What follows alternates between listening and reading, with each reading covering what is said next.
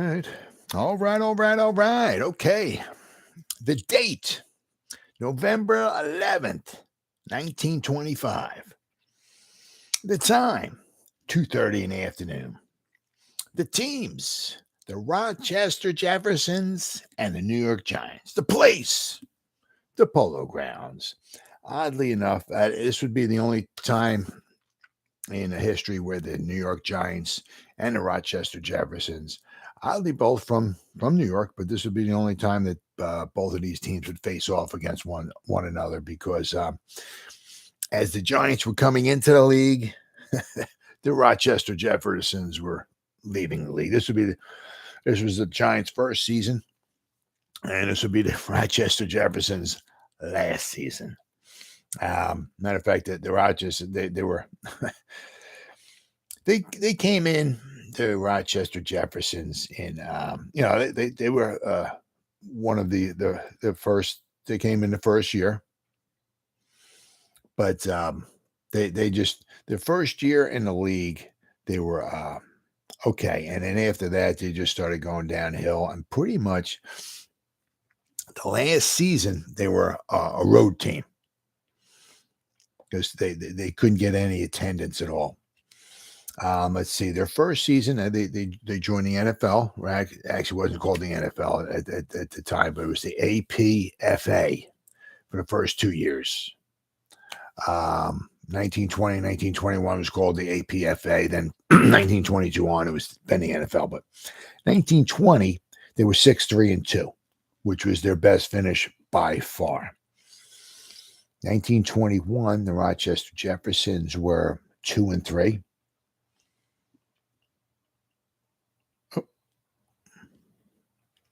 1922, they were 0-4-1. 1923, they were 0-4-0. 1924, they were 0-7. And their final season, they were 0-6-1. As I said, they were a traveling team. Let's see here. 1925. And they hardly even scored at all. Their first game, they played against the Canton Bulldogs in 1925. And obviously they were a road team, so they played that game. It was in Canton. Their next game, they played against the Buffalo Bisons in Buffalo. Their next game, they played against the Waterbury Blues in Waterbury, Connecticut, and that was not a league game because the Waterbury Blues, never heard of them. They were not an NFL team. Then they played against the team you might know, the Green Bay Packers. So they played that game in City Stadium in Green Bay, Wisconsin. Then the next game was against the Providence Steamroller. They played that in the Cyclodrome in Providence, Rhode Island, which just happened to be the first game that the Giants ever played in the history. It was against the Providence Steamroller in the Cyclodrome. Then they played the Orange Athletic Club in Orange, New Jersey. Then they played the Hartford. Then they played in Hartford, Connecticut. Maybe the Hart. I'm not sure. It says versus Hartford here. Not sure. Then their next game, obviously, they played. It was November 11th against the Giants at the Polo Grounds. Let's see here. Then they played the Pottsville Maroons in Pottsville, Pennsylvania, in Minersville Park. Then they played against the Detroit Panthers at Navin Field in Detroit, Michigan. And that just happened to be Detroit. Whoops. Where we at here? And I believe that was their final game ever in the NFL. They lost 20-0 to the Detroit Panthers. All right, let's see. Then they played 2 more games I can see here. Both of them were against the Atlantic. Wait. Both of them were against the Atlantic City Blue Tornadoes. Oh yeah, so that was not an NFL game, but the game was played says location. It says airport, Atlantic City, New Jersey. So I hope they didn't, both of them. They played on November 29th, 1925. The Rochester Jeffersons played at the Atlantic City Blue Tornadoes. It says location, airport. So I hope they didn't play on a runway or something, but it says airport, Atlantic City, New Jersey. Now, there is an Atlantic City airport because I'm about 45 miles from Atlantic City. I do know they have an airport there. And their final game, looks like ever, was December 6, 1925, the Rochester Jeffersons versus the Atlantic City Blue Tornadoes. Once again, location was airport, Atlantic City, New Jersey. So maybe they had a field there. Maybe they had a small stadium there. I don't know. But their final season in 1925, they were road warriors, shall we say. I got a couple. This is from Wikipedia, all right, about the Rochester Jeffersons here. Formed as an amateur outfit by a ragtag group of Rochester area teenagers after the turn of the 20th century. A 1925 report has the team being founded in 1898. The team became known as, which is oddly enough, 1898 was the when the oldest team in the NFL would be the Cardinals. I believe that's when they were founded as well, too, 1898. But the Cardinals lived on, is where the Rochester Jeffersons did not. So the team became known as the Jeffersons in reference to the locale of their playing field on Jefferson Avenue. Around 1908, a teenager by the name of Leo Lyons joined with the club as a player, and within 2 years began to manage, finance, and promote the team on a full-time basis. For the first decade of their existence, the Jeffs played other amateur and semi-pro teams from the upstate New York area, such as the Rochester Scalpers and the Oxfords. There you go. From 1914 to 1917, the team grew stronger with opponents from Buffalo and Syracuse. In 1916, they were the New York State champions. By 1917, the Jeffs had started to look past state borders, not only for big-name opponents, but for big-name talent as well.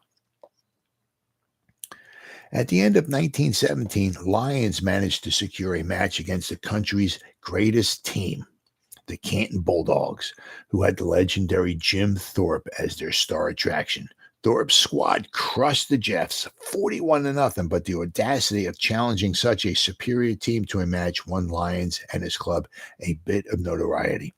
In 1920, Leo Lyons was at the Hump Mobile showroom in Canton, Ohio, to become an original member of the newly formed American Professional Football Association, or the APFA, which 2 years later would become the National Football League. The NFL recognizes that 1920 meeting as the founding of the National Football League in this car showroom in Canton, Ohio. Somebody's got the owners, I guess, of their teams gathered together and formed what we know now to be the National Football League. As it turned out, Rochester was more interested in its thriving sandlot football circus than its professional football. Unfortunately for the Jeffersons. The Jeffersons had attempted to recruit some of the country's best college players, but the fans would rather see local boys play, and by 1922, the Jeffersons' on-field product was enough to annihilate local teams, thus discouraging fans from coming out as blowouts were assured. So it was, in one respect, the Jeffersons were, in one respect, were good enough to beat local teams, and it would wind up being pretty much, I guess, blowouts. So nobody's going to go, yeah, I'm going to go watch the game and watch this team lose 50-0. No, so there was no excitement there. So nobody showed up to their home games. However, but after some initial modest success, not good enough to compete with the rest of the NFL, thus also discouraging fans from coming out, as the Jeffersons were almost assured to lose. So when they did play the NFL teams, they were not good enough, and basically they were going to lose, so nobody came out to see them lose. We know they're going to lose. they're probably going to get shut out. So why are we going to go? So they were in like a no-win situation. So therefore, they had nobody coming out to see their home games. As a result, the team's attendance suffered badly, which back then was huge. If you had bad attendance, that was like that was the death wish of your team, right there. With their local semi-pro teams drawing much better, the semi-pro teams drew better than the National Football League team did. Without a consistent draw at the gate, the team's finances, play on the field, and ability to draw star talent likewise suffered because they had no money. They couldn't go out and, because if there was a good star player out there, they wanted X amount of money to play. Well, if you had no money to pay them, you had to play with the guys that you had, and they weren't very good. Therefore, your guys weren't very good. You didn't play very good. You didn't win, right? So they suffered, and the team finished its last 4 seasons without a single league win, as I just went over. This was not to say that the team went totally winless in this span. In 1924 contest, the Jeffersons defeated the Pottsville Maroons on the Anthracite League. The Maroons, the class of their league, moved to the NFL in 1925. So, yeah, I mean, so they were, they had a hard time, drawing people in. So that's why they were like a road team. Let's see here. And the team had been traveling for 2 seasons, and pretty much in 1924 and 1925. The team remained technically suspended for 1926 and 27, but allowed its franchise to expire in 1928. So, let's see. They played their games in 1923 and 24. Their home games was at Edgerton Park. And it was a big park. It had a lot going for it. But it was like 23 in 1924. 1925, they were strictly on the road. Right? So let's see, in the city of Rochester, Edgerton Park was in Rochester, New York. It was in the city of Rochester, in the state of New York.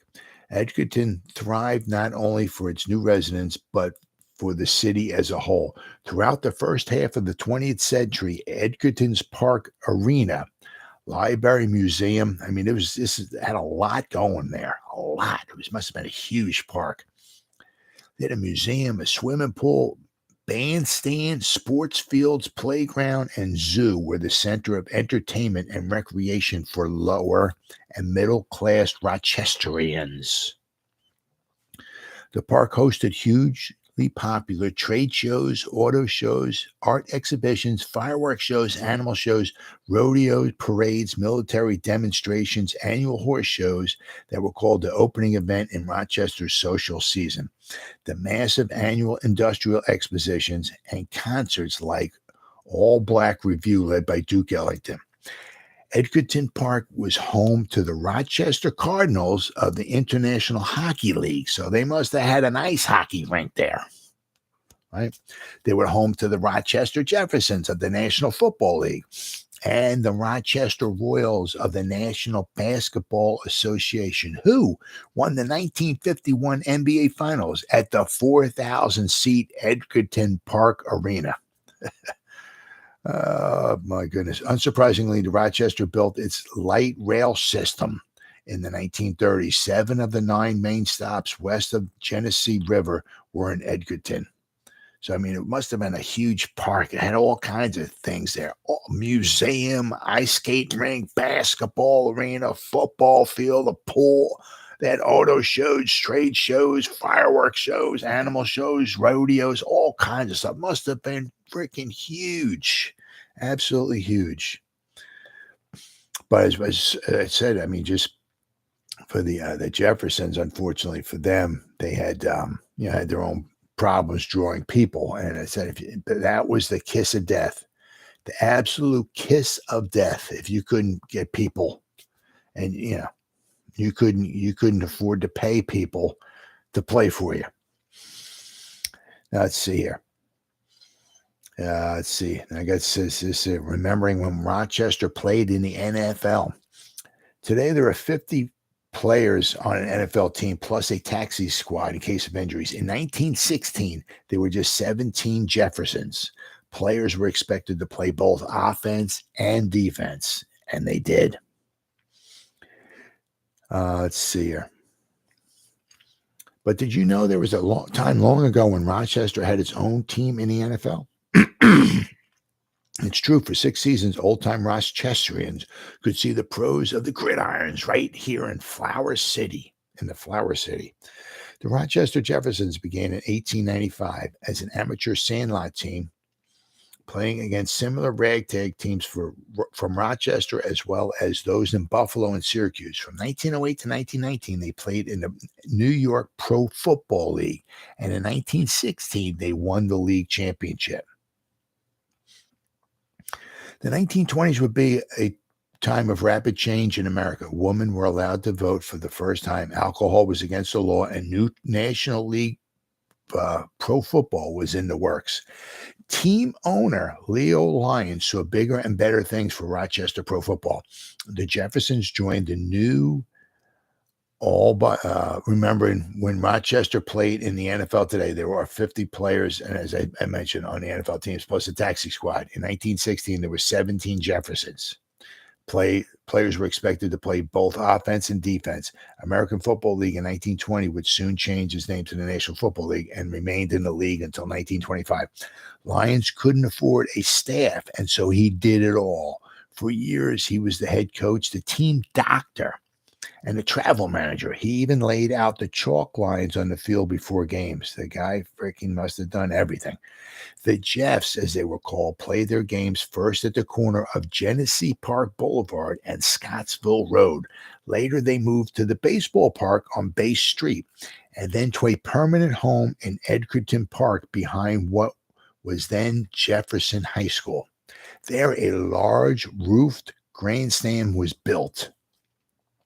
All of the Jeffs fields were dirt, and when it rained, games could be played with players up to their ankles in mud because there was no drainage, poor drainage back then. The best Jeff of all was Joseph Doc Alexander. Interestingly enough, the best player of all was Doc Alexander. Why am I saying that? Because in 1926, Doc Alexander would become the head football coach of the New York Football Giants. There you go. Doc Alexander was an all-pro who starred for Rochester from 1921 to 24. He played center, tackle, guard, and end. In 1922, he played and coached. After the Jeffersons went out of business, Doc became a player coach for the New York Giants. Pro football was different back then, and not just because the helmets were made of leather and had no face guards. The athletes were expected to play both offense and defense. It was considered inferior to college football, and working people were suspicious of others who made money playing a game. Wow. When the Jeffs were all local boys having fun, they were at their peak popularity. When pros were used and the players were not necessarily from what is now the 585, crowds shrunk. Now legendary teams like the Bears and the Packers were just another opponent back then. One of the big problems was that the Jeffersons of this era were not very good. They played well in 1920, which I mentioned they had 6 wins. But after that, they were often trounced. Nobody wanted to pay hard-earned money to see their team lose badly to superior competition. So therefore, their attendance at home suffered immensely. Typical was the 60-0 loss to the Bears in 1923, a game in which the Jeffersons failed to push the ball past the 50-yard line. So let's see here. So we said 1923. I mean, you lose 60 to nothing in 1923. That would be a comparison to losing like 9,000 to nothing nowadays. They only played 4 games. Oh my goodness. Yeah. Okay.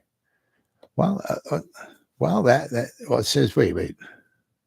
They lost to, whoops. There we go. Huh. Now, this is wrong. Well, somebody's wrong here. It says typical was the 60-0 loss to the Bears in 1923. Now, here it says, this is Pro Football Reference. In 1923, they lost 60-0 to the Chicago Cardinals. So then their next game, they lost 56-0 to the Rock Island Independents. Then they played 2 home games. They lost to the Toledo Maroons 6-12, and then they lost to the Buffalo All-Americans 13-0. So, I mean, they played 4 games and they scored 6 points. In 1923, the Rochester Jeffersons averaged 1.5 points per game, and they gave up 35.3 points per game. So they were absolutely horrible. And it's just exactly what they said. Nobody wants to come to see a team, lose that badly. So their attendance was absolutely horrible, and they couldn't afford to pay their players. I do apologize. Or they couldn't afford to pay good talent to come in and play for them because they had no money. Now, we also have here, let's see here. On September 17, 1920, the Rochester Jeffersons became an original member of the National Football League. Leo Lyons, a co-founder, Jim Thorpe had kept in contact with after the 1917 meeting and was keeping Leo praised of the happenings within their league. When the Ohio League was ready to form a new pro league, Jim Thorpe called Leo to come to Canton and be part of it. Originally called the AFPA, the NFL recognizes this first meeting to be the NFL's birth date. Leo would resort to bootlegging during this time when prohibition was alive and well to be able to compete with the stronger teams. Leo recruited some of the country's best college talent, but found it difficult to keep them. The wealthier teams were able to lure them away, much to Leo's frustration. Here he was, this close to being another Green Bay Packers, only his city did not support him.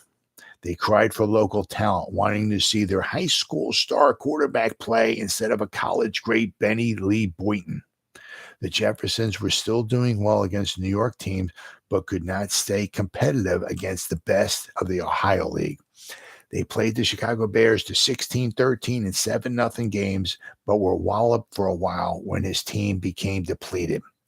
These teams were made up of men who worked full-time jobs. In order for Leo to play teams in Illinois and Ohio, Leo would have to make sure his players could take off from work, pay them out of his own pocket to play for the train trip and food hotel stay for the team. So he's taking all this money out of his own pocket, all financed by one Leo Lyons, who worked overnight at the phone company. They compiled a 6-3-2 record in 1920. 1921, they went 4-4-1 with a 41-0 win over Buffalo, the All-Americans, a 27-13 victory over the Columbus Panhandles, and a 16-13 loss to the Chicago Staleys, who would become the Chicago Bears. 1922, they were 3-5-1 with a 7-0 loss to the Chicago Bears and a 13-13 tie to the Akron Pros. Now, the Akron Pros in 1920 were the league champions. They were the first Akron Pros, were the first ever league champions. But with Rochester hometown fans not supporting a team with outsiders, money was an issue despite doing things like bootlegging. Rochester football fans would rather watch high school football than pro football. Local kids over college talent from around the country. Leo Lyons was still the only financier of the team, nearly mortgaging his home to keep the team afloat. But Leo didn't give up. He did what he could, trying everything with his money and time. He would steal players from Syracuse University and give them aliases to play on the Jeffs. He would wire them money to take the train and play on Sunday. It always was a money issue. Which, I mean, if it's always a money issue, it just compounds. It just makes it always worse. By 1925, they became a road team, and they played every game on the road. 1925. At the end of 1925, Leo made a last-ditch effort and tried to sign the biggest name in football, Red Grange, but he turned it down and instead signed with the Chicago Bears. That would be the end. That would be the end. That would end the existence of the team. The Giants tried to sign Red Grange as well too, but he wound up signing with the Chicago Bears. He was a big draw. Red Grange was huge back then, absolutely huge.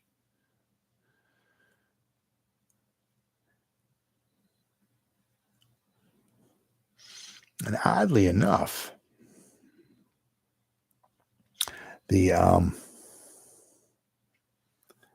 this wound up being it was Armistice Day at the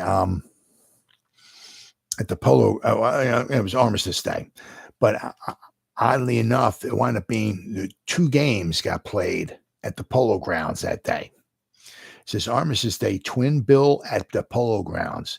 This would be a bargain day as well as Armistice Day at the Polo Grounds. Two games will be offered for one admission to those fans who are fortunate enough to have their bosses with patriotic inclinations strong enough to close up shop for the day. Servicemen of all branches will be admitted free of charge in uniform.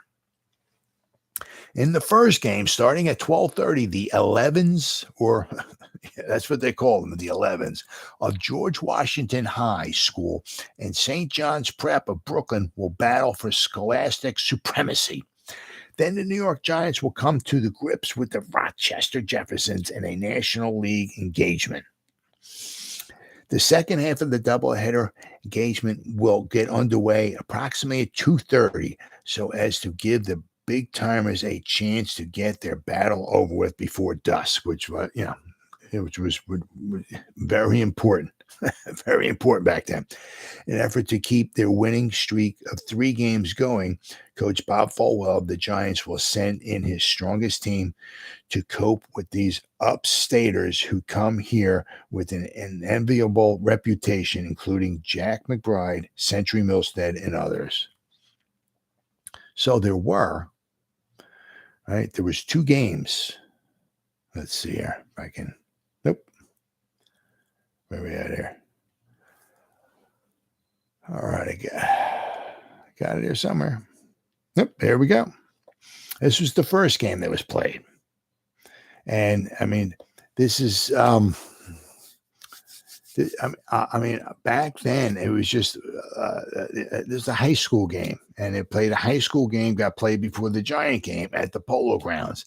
But back then, high school, especially college, was enormous back then. College football was huge back then, and and the NFL sometimes had to take a back seat to like a high school game. I mean, imagine that, right? But I mean, this was the first game that got played that day. Right, George Washington beat St. John's Prep 3-0. George Washington wins on a drop kick. Lowen Hertz's field goal defeats St. John's Prep 3-0 at the Polo Grounds. They score in the last 2 minutes of the game, so they went basically 58 minutes. It was 0-0. It says it thrills 4,000 people after grueling battle. Dickinson, Victor, other scholastic results. A gently sailing football that scraped over the crossbar 2 minutes before the end of the scholastic football game at the Polo Grounds yesterday gave a 3-0 victory to Coach Dick Elif's, maybe orange-clad George Washington High School players over its Brooklyn opponent, the St. John's Prep 11. The ball was kicked by Captain Lowenhertz and decided a game that 4,000 cheering youngsters had watched with fevered interest from its start at 12:30 p.m. So 4,000 people showed up to watch the high school game. 4,000 people. I mean, you're going back to 1925. That's a lot of people for a high school game. Lowenhertz's successful effort from about the 15-yard line capped 4 periods of rattling good football in which the local 11 and the team from across the bridge had struggled on even terms. The game was the first half of an Armistice Day doubleheader. Both 11s trotted out on the slippery turf with a warm sun overhead and an equally warm welcome from the school boys and girls who greeted them from the stands. The first quarter was a hard battle in the midfield, with neither team gaining any great extent. In the second quarter, however, straight plunges at the line by St. John's backs gained ground steadily. To offset which, George Washington team unlimbered a forward passing attack, which gained just as steadily and left the game as undecided as before. Fine run backs of punts by Paxson, the George Washington quarterback, featured the first half. Despite the hard play of the first half, the last two quarters saw all the fireworks, and with all the fireworks, it was 3-0. This is funny. Watch each 11 threatening the other's goal, only to be turned back by desperate resistance. St. John's got the first chance when George Washington kicked off to start the half, and the ball was run far up the field by Roberts. Roberts and his mates continued to hammer the George Washington line for gains, made 2 first downs, and found themselves on the George Washington 15-yard line with another first down. On the first play, the orange linesman broke through and threw the red runner for a loss. On the second down, St. John's fumbled and recovered, only to find the ball further from the Washington goal line. The third play was a forward pass, which Washington intercepted and ended the strongest and most dangerous St. John's offensive for a touchdown. So they scored. They kicked the field goal. They kicked the field goal with that was the first game that was played there. 3-0. They waited 58 minutes, 58 and a half minutes, or whatever it wound up being for for anything to happen. 3-0. Wow, that's simply amazing. Now, as I said, if we go here, this would be this game here for the Rochester Jeffersons would be their 5th game of the season. They lost 14-7 to the Canton Bulldogs to open up the season. As I said, all their games were on the road. Then they lost to the Buffalo. Oh, they tied the Buffalo Bisons 0-0. Then they lost to the Green Bay Packers 33-13. Then they lost to the Providence Steamroller 17-0. And the Giants lost to the Providence Steamroller 14-0. The first game the Giants ever played was against the Providence Steamroller in Providence. So the Jeffersons lost 17-0. The Giants lost 14-0. So this would become the 5th game for the Rochester Jeffersons in their final season ever. They would play 2 more games. They would lose to the Pottsville Maroons and the Detroit Panthers, and then they had 2 more games against the Atlantic City team, and they were pretty much done. But for the Giants on the other hand, this would be the Giants' 7th game. Now they started the season off 0-3. They lost to the Providence Steamroller 14-0, and then they played back-to-back games against the Frankfurt Yellow Jackets. They played on Saturday, October 17th, and then Sunday, October 18th. They lost both those games. They lost 5-3 and then 14-0. And things started turning around for the Giants. The Giants would go on to win 8 of their final 9 games after starting the season 0-3. Their first win ever would be on Sunday, November 1st against the Cleveland Bulldogs. They would win 9-0. The Giants would play 2 days later against the Buffalo Bisons and win 7-0. Then they would play 5 days later on the following Sunday. They would beat the Columbus Tigers 19-0. So the Giants just played 3 days earlier. This is on Wednesday. They're playing Wednesday football. Wednesday night football, baby, right? So they're playing on Wednesday. Actually, this game I saw somewhere along the line was originally scheduled for, from what I saw, was supposed to be scheduled to play in Cleveland. I don't know why, who, what, where, when, whatever, why it wasn't played there, why it was played here. I don't know. That I don't know. But according to something I saw online, it was originally scheduled to be played in Cleveland. Now, I don't know why 2 New York teams would wind up playing in Cleveland, but it is what it is. But I said, so the Giants came in here 3-3. They had just played the Columbus Tigers and beat them 19-0 3 days earlier on Sunday. So here it is 3 days later on Wednesday. This is Wednesday, November 11th, 1925. They played three days later.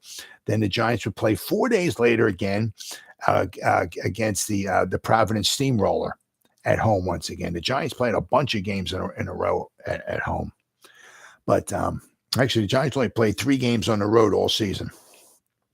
But from November 1st to November 15th, those 15 days, right? November 1st to November 15th, the New York Giants in 1925, they played 5 games in 15 days. Think about it. Every 3 days they're playing a game. So guys nowadays complaining, it's almost you think it's almost kind of comical. Nowadays the guys are complaining about playing Sunday and Thursday, right? It's almost comical. And the guys nowadays, they play just offense or defense. And a lot of the guys, some guys, they get breathers and stuff like that. Hey, you're playing a little too much. Come on out. We'll put somebody in there for you and stuff like that. Back then they're playing, they're playing 5 games in 15 days, and they're playing offense and defense, and they're getting paid like absolutely nothing. Absolutely nothing. Like maybe $50, maybe $100 a game or so back then. Big difference. Big difference. So the Giants came in at 3-3. And, they had 1, 2, 3, 4, 5. They had 6 more games, including this game. They had 6 more games to go. They wound up finishing 8-4. They started off 0-3, and they won 8 of their final 9 games to finish off at 8-4. So they finished strong. Now, of course, the Giants finishing 8-4. They wound up they were tied for 4th place. The Akron Pros were 4-2, and the New York 4-2-2. The ties didn't count in the standings. So, and the Giants were 8-4. So basically the Akron Pros and the New York Giants both finished at 667. So they were tied for 4th in the NFL standings. So, I mean, for the first season for the New York Giants being 8-4, being tied for 4th place. I mean, because back then the winning percentage, that's what they went by. The best winning percentage. So the Giants being tied for 4th place with the Akron Pros, was not a bad season. Not a bad season at all for New York Football Giants. All right, so let's see. So what do we got here? We got so the Giants would wind up winning. This would be the 4th win in a row won by the Giants. They defeat the Rochester Jeffersons 13-0 before 10,000 by clever use of an open game. Now there must have been 4,000 fans originally to watch that high school game. The original high school game. And I guess another 6,000 people came in to watch the Giants play. Now, as I said there, if you were dressed up in your military uniform, you got to come in and you got to see the game for nothing. So it says 10,000 people, but it's hard to say. You don't know exactly how many people actually paid to go in there. It says Hendrian kicks 2 goals. So the Giants had two field goals and they scored a touchdown. The Pittsburgh Star provides thrills of contest. Bomar goes over for a touchdown. Playing an open game that brought results in spite of the absence of Hinkie Haynes, who against the Columbus Tigers, right? He broke his nose. Now I saw, in the articles, one thing was because it was a muddy day. One thing was, I don't know, one article said he looks like his face got smashed into the ground or something. He came up and he was bleeding. His nose was broken. Another one said it was a flying elbow hit him and broke his nose. Well, he missed this game. I think it was the only game he missed. He came back after this, and he would have like a for whatever kind of protection it was. I mean, he have like I was the leather helmet on, but he'd have like a leather something over his nose. Great protection, right? No face mask or nothing like that. But so Hinkie Haynes, the Giants star, he was pretty much their big time attraction in 1925. Jim Thorpe was early on, but Jim Thorpe only played 3 games for the Giants. But after that, Hinkie Haynes was kind of like the big name. But Hinkie Haynes missed this game for the New York Giants because he had a broken nose. Let's see here. Oh. Bam.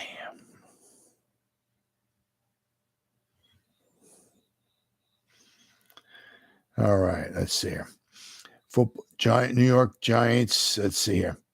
With the absence of Hinkie Haynes from the backfield, the New York Football Giants gained their fourth successive victory in the National Football League yesterday when they defeated the Rochester Jeffersons at the Polo Grounds 13-0. A crowd of 10,000 spectators, a considerable number of whom were followers of the George Washington High School St. John's Prep 11s, which played a preliminary game to the league the league contest. It says saw Bob Folwell's team continue its winning march. Now, Bob Folwell was the first head coach ever of the New York Giants. He would only coach a 1925 season for the Giants. And as I mentioned a little while ago, then Doc Alexander, who was part of the Rochester Jeffersons, he would coach the 1926 New York Giants. A touchdown made early in the first quarter and 2 field goals kicked by Dutch Hendriam of Pittsburgh, together with the goal after touchdown made by McBride of Syracuse, gave the Giants their 13 points.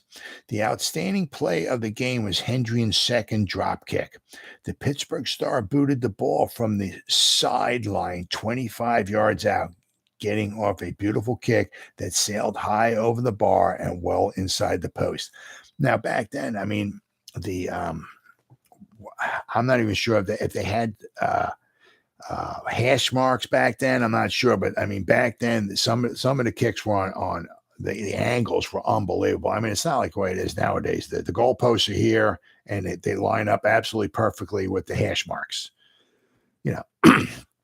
So, I mean, but back then, I mean, the goalpost, we hear the ball could be like way off to the side. You know, you'd have to try to kick it on a huge angle. So it wasn't, it was rather difficult back then. Lynn Bomar of Vanderbilt, former All-American end, carried the ball across the Rochester goal.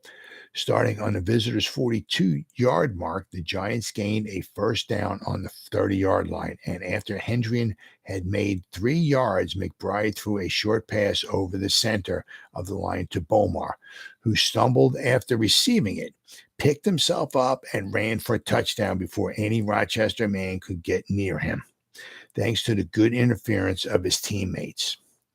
Rochester's next kickoff was short. Bomar received the ball on his 30-yard line and ran it back 12 yards. On 4th down, McBride threw another short pass to Bomar for a first down on Rochester's 27-yard mark. And then after the Giants had failed to gain in 3 downs, Hendrian dropped the ball over the crossbar from 35 yards out. Hendrian's second goal was kicked in the second quarter after the Giants had taken the ball on their opponent's 24-yard mark and had been unable to gain in 3 downs. There was never any question as to the superiority of the local team. Rochester was unable to cope with the aggregation of all-American stars that Folwell has under his charge. But the visitors made several brave stands, and on one instance, shortly before Hendrian made his second field goal, took the ball from the Giants on their 3-yard line. Starting on their 33-yard line, the Giants passed and ran 64 yards down the field using crisscrosses and lateral passes and an end-around play. A pass that netted 13 yards gave them a first down on Rochester's 8-yard line, and 4 rushes netted only 5 yards. Ziff of Syracuse and Lowry of Ursinus breaking up the attack. So the Giants got, I don't know why they didn't try to kick a field goal. I have no idea. Who knows? I have no idea. Maybe they were like too far off to the side and they couldn't kick with the angle, maybe. I don't know. But so they got down to the 8-yard line and they ran the ball 4 times and they only gained 5 yards. So the 4th down, they got stopped at the 3-yard line and the Jeffersons took over from there. So the Giants were close to getting some more points. Visitors near a score. In the second half of the New York attack, lost in power, and the visitors came close to scoring. I mean, it's just so much different. I mean, back then, it's like if somebody comes close to scoring, it's like they came so close. It's like, whoa, really? Oh my goodness! It's written down. Oh my wow! Wow! I mean, you go a game nowadays, and you don't even come close to scoring. I mean, it's like, man, you were horrible. I mean, but back then it was a little bit different. Let's see here. In the second half, the New York attack lost its power, and the visitors came closer, scoring. Griggs of Texas, who played conspicuously, almost throughout the game, ran the opening kickoff of the second half back 65 yards to the Giants' 20-yard line. Baltimore tackled him when it seemed that he would get away for a touchdown. New York had its back to the wall now, but Brennan of Lafayette, who substituted for McBride, intercepted a pass almost on his goal line, and Parnell kicked out of danger. After that, neither team was in a position to score, though on the last play of the game, Griggs threw a 40-yard pass to Sheard that put the ball on New York's 15-yard line as the final whistle blew. But so the Jeffersons, they did get down there, but they wound up throwing an interception, and the Giants stopped that attack. And then basically on the last play of the game, the Jeffersons completed a 40-yard pass down to the 15-yard line, but it was over with by them because they would have to score 2 touchdowns. The value of Hinkie Haynes to the Giants was clearly shown in this game. With the Penn State flash in the backfield, the attack is far more brilliant and sustained. Without him, because he wasn't playing in this game because he had a broken nose, without him, the Giants were unable to get off any long passes down the field or to gain around the ends. Haynes' speed in getting down the field for passes and in rounding a wing makes him a constant threat, and seldom is the ball lost on downs when he is in the lineup. Benkert of Rutgers, Hendrian, McBride, and Rooney of Colorado are a hard-running aggregation, but the spark is missing when Haynes is on the sideline. Haynes would come back the following week, though. Oddly enough, 8 Syracuse men would play in this game. Syracuse was represented by no less than 8 men in the game yesterday. 4 playing on each side. Alexander, an All-American guard and center, stood out above the 7 other players from the upstate university. And that's Doc Alexander. Let's see here. So Doc Alexander was with the Giants in 1925. In 1926, he would become their coach. Let's see here. McBride, also the Giants, and Ziff, who was almost in almost every play, gave a good account of themselves. On Sunday, the Giants will play the Providence Steamroller, the 11 that defeated them in their first game of the season. The Providence Steamroller. So this coming Sunday, not this coming Sunday, but was it the 15th? I believe it was. November 15th, 1925, the Giants would host the Providence Steamroller. So the Giants would play the Frankfurt Yellow Jackets 2 times, the Providence Steamroller 2 times, and the Chicago Bears 2 times. So out of their 12 games, they played those 3 teams 2 times. For the lineups, let's see, Jappy was the left end for the Giants. Milstead was the left tackle. Tomlin was the left guard. Doc Alexander would be the center. Williams was the right guard. Parnell, was the right tackle. Bomar was the right end. Hendrian was the quarterback. Rooney was the left halfback. Benkert was the right halfback, and McBride was the fullback. For the Rochester Jeffersons, Lynch was the left end. Dooley was the left tackle. Ziff was the left guard. Kelly was the center. Martineau was the right guard. Lowry was the right tackle. Clark was the right end. Griggs was the quarterback. Sheard was the left halfback. Smythe was the right halfback, and Kellogg was the fullback. So there was 4 players from each team had somebody from Syracuse on them. Syracuse, yeah. Jappy, Tomlin, Alexander, and McBride for the Giants are all from Syracuse. And for the Rochester Jeffersons, Dooley, Ziff, Martineau, and Kellogg. So out of the 22 starters, 8 of them were from Syracuse University. So the Giants scored 10 points in the first quarter, 3 points in the second quarter, and that was it. And the length of the periods was 15 minutes long. So that is that. And then we got, let's see here. I got one more here. All right, here we go. Grid Giants win 4th straight. Brilliant aerial attack defeats Rochester 13-0. A devastating aerial attack, augmented by the accurate and efficient booting by one Dutch Hendrian, enabled Bob Folwell's New York Giants to score their fourth straight triumph in the National Professional Football League at the Polo Grounds yesterday at the expense of the Rochester Jeffersons. The score was 13-0. This game was but a part of the Armistice Day football program, which offered 2 games for the price of 1.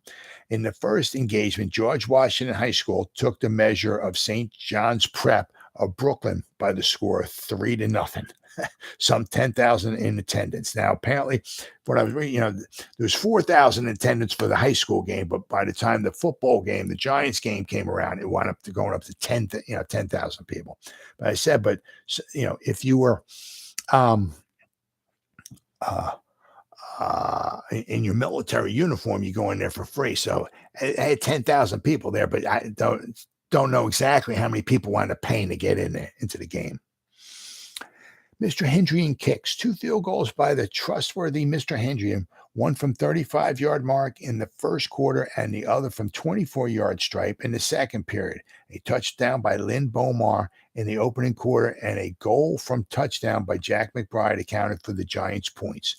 Rochester's most promising bid for a score came early in the third period when there was plenty of time left to go in the game, when Craig ran the kickoff back 60 yards and got a first down on the Giants' 5-yard line. After 2 disheartening stabs at the line, the visitors tried to pass their way over the goal, which was intercepted by Rooney.